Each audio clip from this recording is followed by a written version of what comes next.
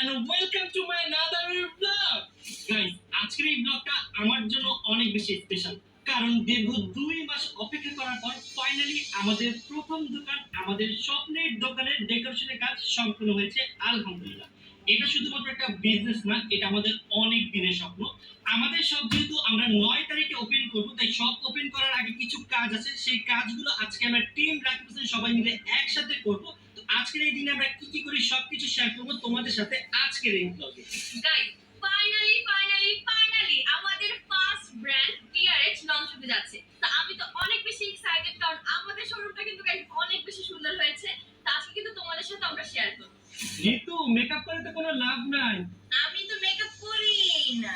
আজকে শপে অনেক কাজ, সব জামা কাপড় হ্যাঙ্গিং করতে হবে, বুঝছো? তুমি আজকে আমার দিয়ে দিতেছো? না, তোমাকে আজকে সব দেখাবো। তুমি তো লাস্ট গেছিলা রোজা, এরপর তো যাওই না। হ্যাঁ গাইস, এটা সত্যি কথা। আমি কিন্তু আজকে দোকান দেখার জন্য